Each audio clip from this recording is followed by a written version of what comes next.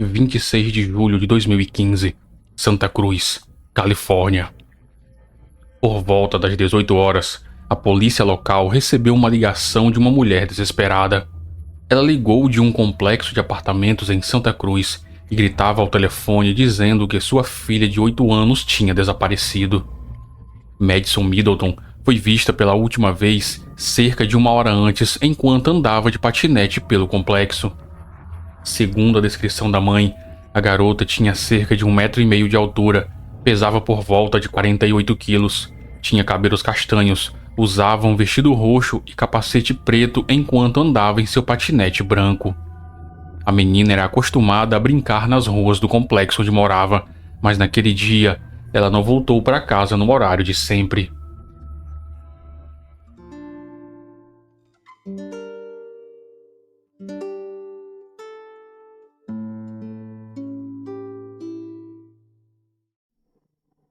Madison Middleton, conhecida como Mad, morava com sua mãe Laura e o pai Michael no complexo de apartamentos Tannery Art Center, um local único que oferecia uma vida acessível para famílias e artistas. O complexo foi construído com o intuito de se tornar uma pequena comunidade onde as pessoas pudessem criar arte e viver juntos. Todos no complexo eram muito próximos, criando e dividindo coisas. Nos fins de tarde, todas as crianças se reuniam no pátio central do complexo para brincar. Mad era filha única e adorava coisas criativas. Esse foi um dos motivos dos pais morarem nesse complexo. Eles queriam estimular a criatividade dela. A garota costumava desenhar e pintar pequenos animais e criava histórias para eles. Ela adorava cantar, dançar e desenhar. Era uma criança brilhante, intuitiva e curiosa, sempre com um sorriso no rosto. Sua mãe Laura disse que Madison era uma criança muito generosa, sempre era a primeira a tentar ajudar alguém. Os vizinhos a conheciam como a tagarela Mad, porque ela falava com todo mundo, sempre fazendo amigos e entretendo as pessoas com suas brincadeiras. 26 de julho de 2015 foi um domingo.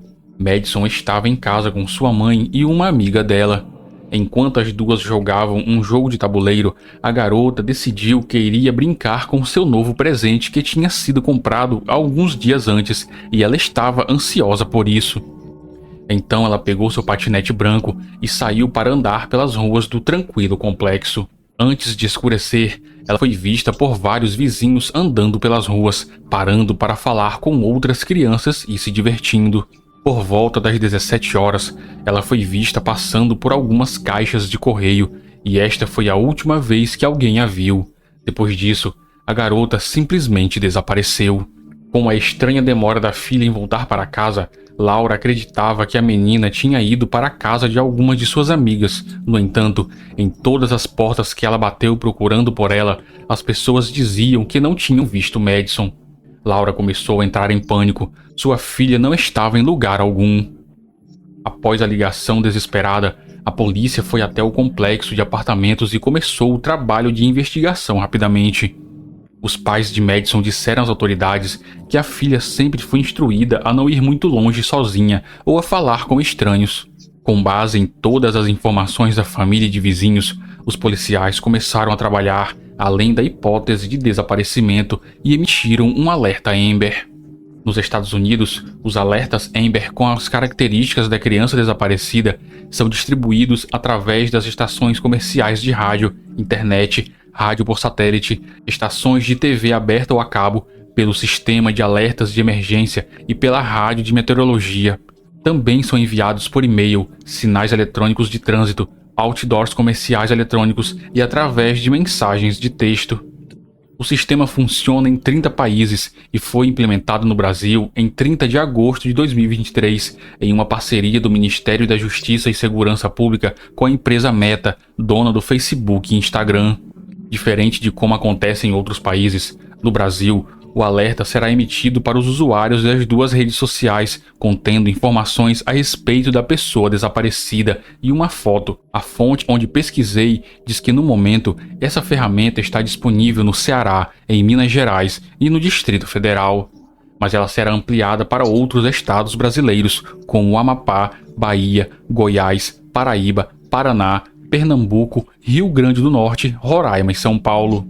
Mesmo ainda sendo uma ferramenta sem tantos recursos como em outros países, o sistema já ajudou a polícia brasileira a localizar um bebê de 2 meses sequestrado no centro de Fortaleza em 25 de fevereiro de 2024.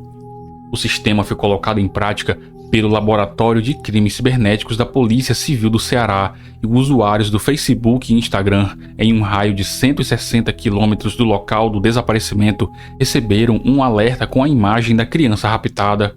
Ao verem as imagens, uma denúncia foi feita no dia 27. A polícia foi até o local, encontraram a criança e prenderam uma mulher. Voltando ao caso, junto com a polícia de Santa Cruz, várias emissoras de TV chegaram ao complexo e cobriram o desaparecimento. Laura contou ao repórter de uma TV local que Madison saiu para andar em seu patinete, usando um vestido roxo e um capacete de bicicleta preto. Ela disse que a filha estava andando por aí, se divertindo como sempre fazia. Ela também contou sobre as buscas, como ela e os vizinhos passaram a noite toda procurando e como achava aquilo muito estranho. Laura disse que Madison era uma garota obediente que nunca tinha saído do complexo por conta própria e nunca a viu conversando com ninguém suspeito. Ela concluiu dizendo que estava desolada e que ninguém deveria passar por aquele tipo de situação. Uma extensa busca por Madison estava em andamento. O Departamento de Polícia de Santa Cruz e a equipe de resgate, com uma unidade canina, estavam envolvidos no trabalho, mas logo começou a escurecer e eles não encontraram nada. Às 11 horas do dia seguinte, 50 agentes do FBI se juntaram ao caso. A equipe bateu de porta em porta na área do complexo e pediram aos moradores para verificar suas garagens, lixeiras, jardins e galpões. O complexo foi minuciosamente revistado na procura de pistas sobre a garota e, como nada foi encontrado, as buscas começaram a se espalhar pelas áreas ao redor. A mídia local noticiava sobre o caso sem parar, atualizando a comunidade sobre as últimas notícias e acompanhando os trabalhos de buscas. O telejornal daquela noite falou sobre a equipe do FBI e a expansão da área de buscas. Um dos moradores deu uma entrevista e comentou sobre a ajuda dos vizinhos no complexo e que todos estavam dando o seu melhor para encontrar a garota. Uma mãe da vizinhança do complexo, que levava seus filhos para aulas de dança no local, falou o quanto sentia muito pela família e que torcia para que a garota fosse encontrada logo. Essa vizinha falou sobre a noite vasculhando as áreas ao redor do complexo, verificando tendas de sem-teto, becos e locais onde a garota poderia estar escondida, mas não encontraram nada que ajudasse a localizá-la. A porta-voz da polícia de Santa Cruz, Joyce Blaschke, fez uma coletiva de imprensa e disse que a polícia não tinha evidências de sequestro e que eles estavam trabalhando no caso inicialmente como se fosse um desaparecimento, mas não estavam descartando nada. Centenas de voluntários se juntaram à polícia para ajudar. Mais de 1000 denúncias já tinham sido feitas e isso sinalizava o quanto o caso repercutiu em tão pouco tempo e o quanto as pessoas tentavam ajudar. Quando o desaparecimento se aproximava de completar 24 horas, as autoridades decidiram reorientar as buscas para dentro do complexo. A garota sumiu em um curto espaço de tempo e eles acreditavam que as respostas para o caso poderiam ser encontradas em algum lugar lá. Eles fizeram uma busca mais completa e intensa por todo o local. No dia seguinte ao desaparecimento, as buscas por Madison se encerraram de uma forma trágica e dolorosa. Por volta das 20 horas do dia 27 de julho, seu corpo foi encontrado em uma bolsa dentro de uma lixeira no estacionamento do primeiro andar de um dos prédios do complexo de apartamentos. Um dos investigadores disse que todos estavam abalados com aquilo. Eles tinham esperança de encontrar a garota com vida. No entanto, eles não tinham tempo para ficar lamentando a morte da criança. Eles precisavam dar respostas aos pais e à sociedade. O desaparecimento se tornou uma investigação de homicídio e não demorou muito para que uma prisão fosse feita. Em Santa Cruz, Califórnia, um garoto de 15 anos foi detido sob suspeita de ter conexão com o desaparecimento e assassinato de uma menina de 8 anos. O mais chocante é que o suspeito mora no mesmo complexo de apartamentos que a vítima morava. Essa foi a manchete em todos os telejornais locais no dia da detenção do suspeito. Algumas emissoras conseguiram registrar imagens de uma mulher desesperada, gritando no estacionamento durante a prisão. Vizinhos disseram que ela é a mãe do garoto. Após a prisão, o chefe de polícia disse em uma coletiva de imprensa que um dos detetives conduziu uma investigação secundária e mais completa, que incluiu a busca na lixeira onde o corpo da garota foi encontrado. A bolsa onde ela estava dentro foi bem escondida, misturada aos detritos que tinha lá dentro. Quem a escondeu queria dificultar ao máximo que fosse encontrada. O rapaz detido morava no andar de cima do mesmo bloco da lixeira e estava por perto quando o corpo dela foi encontrado. As atitudes suspeitas dele fizeram os policiais levá-lo sob custódia. O chefe continuou dizendo que ele foi encaminhado para o departamento de polícia de Santa Cruz e entrevistado nas primeiras horas daquela manhã. Após a entrevista, o jovem foi preso, acusado do assassinato de Madison Middleton. Evidências mostraram que a garota foi atraída para o apartamento do acusado e o crime ocorreu lá dentro. Aparentemente, ele fez tudo sozinho. O chefe encerrou a coletiva agradecendo a todos que ajudaram nas buscas e lamentou não ter conseguido encontrar Madison com vida. Como pai, ele estava devastado com aquela situação e contou que ele e sua equipe tinham esperanças de encontrar a garota viva e em segurança. Encontrar o corpo dela naquele estado foi difícil para ele e todos que participaram e acompanharam a investigação. Às 21 horas de 28 de julho, a comunidade se reuniu para uma vigília. Todos estavam muito abalados com o que tinha acontecido com Mad. Muitas das pessoas presentes no local andavam entorpecidas e algumas disseram que estavam muito tristes, como se aquilo tivesse acontecido com alguém de suas famílias. Todos naquela comunidade conheciam Madison e, de certa forma, era como se a garota fosse de suas famílias. Por causa da idade, o adolescente de 15 anos teve sua identidade mantida em sigilo. O promotor do distrito de Santa Cruz, Jeff Roselli, deu uma declaração anunciando que a polícia tinha provas suficientes contra o garoto e que ele seria acusado como adulto não só por assassinato, mas também por sequestro e agressão sexual. Com isso, a identidade do garoto foi revelada. Adrian Jerry Gonzalez, conhecido como AJ, morava no complexo com sua mãe há 6 anos. Os vizinhos ficaram chocados quando souberam de seu envolvimento no assassinato de Mad. Todos falavam muito bem do garoto, disseram que ele era muito educado, simpático, que gostava de passar um tempo ensinando as crianças a jogar ioiô e tocar piano. AJ chegou a trabalhar como conselheiro infantil em um projeto da comunidade. Todos confiavam nele e acreditavam que tudo era algum tipo de mal-entendido. Aquilo poderia ter sido um acidente e AJ entrou em pânico e tentou encobrir por medo. Se vocês perguntassem o que achamos desse cara, todos nós diríamos que o amamos. Ele é um garoto excelente, disse um dos vizinhos. Porém, aprofundando um pouco sobre a vida de Adrian, os policiais encontraram algumas coisas estranhas. Alguns vizinhos comentaram que estavam preocupados com postagens que AJ fez em suas redes sociais. As postagens com frases e legendas deprimentes indicavam que ele estava muito perturbado. Também foi dito que anos antes ele havia abusado de seu cachorro. Um de seus vizinhos o incentivou a procurar por ajuda quando ele começou a ameaçar tirar a própria vida pulando de algum dos prédios. Durante as buscas por Madison, Adrian se envolveu nas equipes e na investigação. Desde o início, ele fazia perguntas a todos sobre o que sabiam ou se tinham ouvido algo estranho.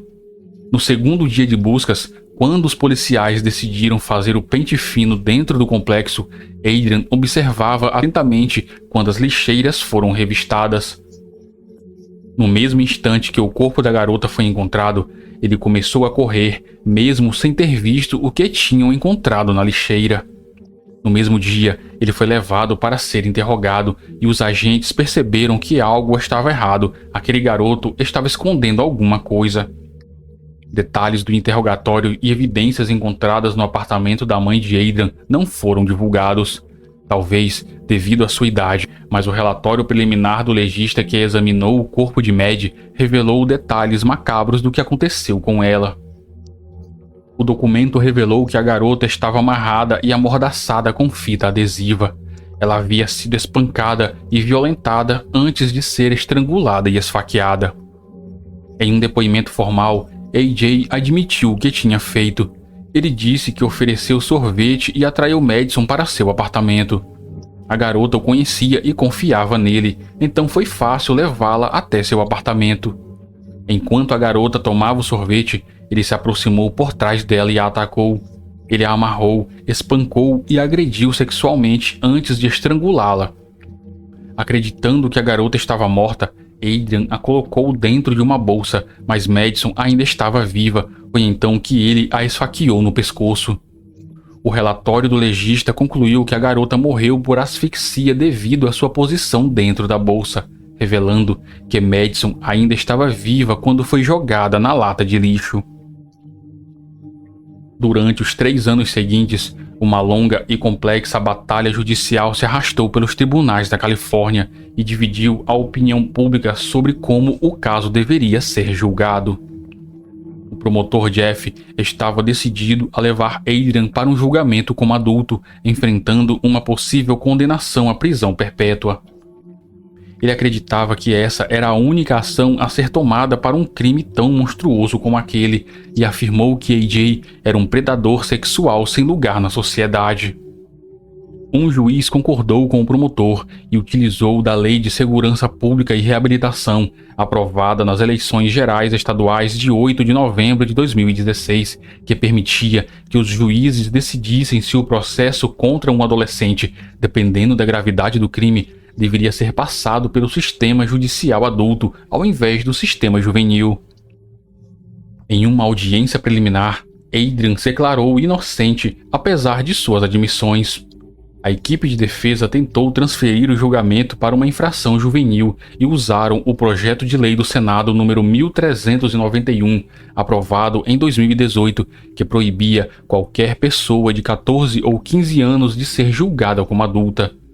Eles também disseram que as razões por trás do crime vieram de uma vida familiar e doméstica conturbada, e isso tinha feito o adolescente ser socialmente estranho. Durante as buscas por Madison e depois da apreensão de Adrian, a polícia conversou com muitas pessoas que moravam no complexo, e várias delas, que conheciam a família Gonzalez, descreveram que a situação familiar de Adrian não era perfeita, mas também não era caótica. A mãe do garoto, Reggie Gonzalez, se separou do pai dele quando o relacionamento se tornou violento e os filhos eram sua prioridade. Adrian cresceu cercado de amor e carinho em uma família que sempre fez o possível por seu bem-estar. No passado, Reggie lutou contra um vício em drogas e álcool, mas ela estava limpa há anos e batalhava todos os dias pelo bem-estar de seus filhos. A promotoria rebateu o argumento dizendo que muitas pessoas tiveram problemas familiares tão ou mais difíceis que os de Adrian e mesmo assim nunca assassinaram ninguém. Usar esse tipo de argumento não tinha fundamento e era um golpe baixo por parte da defesa. Foi criada uma petição para impedir que o projeto de lei do Senado número 1391 fosse aplicado ao caso. Milhares de pessoas assinaram, mas mesmo assim, após muitos apelos por parte da equipe de defesa, a Suprema Corte da Califórnia decidiu que Adrian deveria ser julgado como menor. Agora vamos para a nossa principal notícia esta noite. O homem acusado do ataque brutal e assassinato de Madison Middleton, de 8 anos, será julgado como menor de idade. A Suprema Corte da Califórnia decidiu defender uma lei de 2018 que impede que jovens sejam julgados como adultos se o crime aconteceu quando eles tinham 14 ou 15 anos. Adrian AJ Gonzalez tinha 15 anos quando ele supostamente agrediu sexualmente e matou Mad no apartamento de sua mãe em Santa Cruz em 2015. A família da menina disse estar decepcionada com a decisão. O promotor Jeff Rosell também mostrou sua decepção com a decisão do Supremo Tribunal, dizendo que todas as evidências e opiniões de especialistas sobre o nível de periculosidade de Adrian foram simplesmente descartadas. O advogado de defesa, Larry Bigan, disse que Adrian respondeu muito bem aos programas e serviços de apoio na prisão, e que nas estruturas dos centros de detenção juvenis ele pode receber um tratamento melhor do que se fosse jogado em uma prisão de adultos, onde ele só aprenderia maus hábitos. Essa decisão da Suprema Corte causou uma grande reação na comunidade. As pessoas se dividiram em suas opiniões. Muitas ficaram com medo do que poderia acontecer quando Adrian saísse da prisão. Outras preocupavam-se com a vida dele na prisão, convivendo com adultos mais perigosos. O juiz Salazar, o mesmo juiz que tinha decidido sobre julgar AJ como adulto anos antes, expressou sua decepção dizendo que suas mãos estavam atadas e questionou o projeto de lei dizendo que permitir que jovens de 14 e 15 anos acusados de assassinato em primeiro grau e outros crimes violentos serem julgados como menores não é promover a segurança pública. Nem todos eles podem ser reabilitados e ter um retorno seguro ao convívio social. Não correndo mais o risco de ser condenado à prisão perpétua, em 2021, durante seu julgamento, Adrian Gonzalez se declarou culpado das 6 acusações que enfrentava, dentre elas sequestro, agressão sexual e assassinato em primeiro grau. Ele também disse que se arrependeu do que fez e esperava o perdão da família de Madison. Entendo que há muito pouco que eu possa dizer depois de toda a dor e sofrimento que causei. Meu objetivo é trabalhar em meus próprios problemas para que ninguém mais tenha que experimentar o que vocês suportam. Estou ciente de que isso não muda o fato de que eu trouxe uma tragédia, perda e devastação para a vida de vocês. Tenho esperança de que quando reservar um tempo para me desculpar, vocês possam aceitar minhas desculpas pelas ações que cometi e o que elas trouxeram para vocês. O pai de Mad, Michael, disse em uma declaração que aceitou a perda de sua filha e perdoou AJ. Isso não torna nada mais fácil, apenas me permite paz. A alternativa poderia ser manter a escuridão, mas isso só consumiria minha alma. Me recuso a envenenar minha alma nesse tipo de existência e o perdão foi o único caminho. Acredito que Madison concordaria comigo. Laura relatou como a perda de sua filha a abalou. Depois do assassinato, ela sofreu de depressão, ansiedade e transtorno de estresse pós-traumático. Por causa disso, Laura não conseguiu mais trabalhar. O advogado de defesa de Adrian expressou seu alívio pelo fim de todo aquele processo que se arrastou por quase 5 anos e disse que a família de Madison não tinha mais que passar por tudo aquilo novamente. Se tivesse sido julgado como adulto, Adrian poderia ter sido condenado à prisão perpétua, mas o sistema judiciário para menores lhe concedeu uma sentença bem diferente. Adrian Gonzalez, protegido pelo projeto de lei do Senado número 1391, foi condenado a mais 4 anos de reclusão. Essa pena foi o máximo que o juiz Salazar pôde fazer. Adrian já estava preso desde 2018 e na época da condenação estava com 21 anos de idade. Pelo projeto de lei, ele só poderia ficar preso até os 25 anos, idade que fará em outubro de 2024. A promotoria solicitou uma prorrogação do tempo de prisão, mas acredita que o recurso não será atendido. O promotor Jeff disse que é provável que Adrian saia da prisão aos 25 anos e que isso é uma absoluta falta de justiça e ele ainda é um perigo para a comunidade. Em uma coletiva após a sentença, o promotor falou que o resultado deste tribunal mostra que reformas precisam ser feitas no sistema prisional juvenil. É necessária uma legislação mais forte para lidar com pessoas como Adrian, que passou por vários especialistas, alguns com mais de 30 anos de profissão, que disseram que nunca viram um jovem tão perturbado como ele. Eles concordaram que Adrian não é uma pessoa mentalmente saudável e não está preparado para voltar à sociedade aos 25 anos de idade. Adrian terá que se registrar como agressor sexual quando sair da prisão e pagar $22 mil de taxas. O avô de Madison, Dan, disse em uma declaração que a sentença dada ao assassino de sua neta ignora todas as evidências que mostram que ele é um perigo para a sociedade. Ele também disse que essa emenda na lei trará consequências terríveis para casos futuros. Laura Middleton estava arrasada com a decisão. Ela contou como estava assustada em pensar que alguém que fez aquela atrocidade com sua filha seria solto em tão pouco tempo. Ela criticou o projeto de lei e disse que aquilo afeta sua família e toda a comunidade. Qualquer pessoa que sofrer um crime hediondo pelas mãos de um menor não terá amparo. Ela disse que acredita na reforma judiciária e que o que aconteceu com sua filha não foi um roubo ou algo envolvendo drogas, foi um assassinato a sangue frio cometido por um sociopata. Especialistas testemunharam que AJ é diferente de tudo que já viram antes e que ele é o próximo Ed Kemper, então todos nós deveríamos estar com medo. Após o crime, um vínculo improvável foi formado entre Laura e Reggie. Durante o processo nos tribunais, Reggie ficou arrasada pela dor que seu filho causou na família de Mad. Ela acompanhava o sofrimento de Laura e Michael pela perda de sua tão querida filha. Frequentemente, vizinhos a viam chorando no memorial que foi construído no complexo para homenagear Mad.